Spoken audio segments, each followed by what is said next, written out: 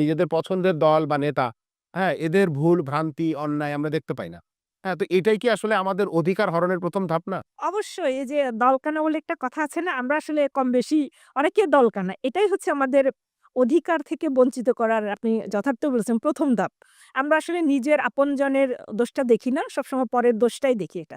কিন্তু আসলে গণতান্ত্রিক পরিবেশে বা আমরা যদি আসলে সত্যিকার অর্থে অধিকারের কথা বলি বা উন্নয়ন চাই, অবশ্যই আমাদের নিজেদের ময়লাটাকে আগে দেখতে হবে।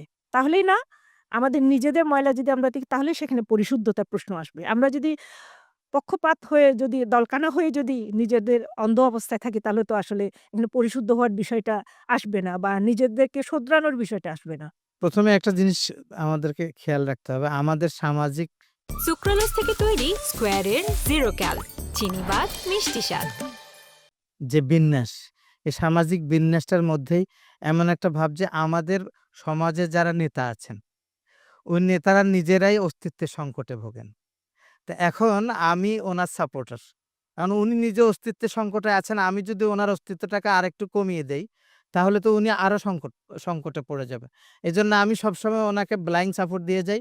উনি ভুল করলে এটাকে আমি চেষ্টা করি শুধরে দিয়ে যেন মানে ওনাকে সাপোর্ট করে শ্রদ্ধায় তো না আসলে। শুধরাই তো না।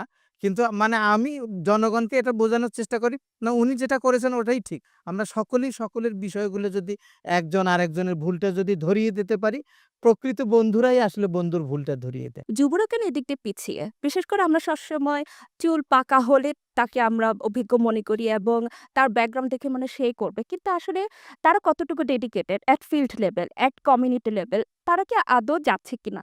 ওই এলাকায় গিয়ে অনুধাবন করছে কিনা তার কি প্রয়োজন আছে?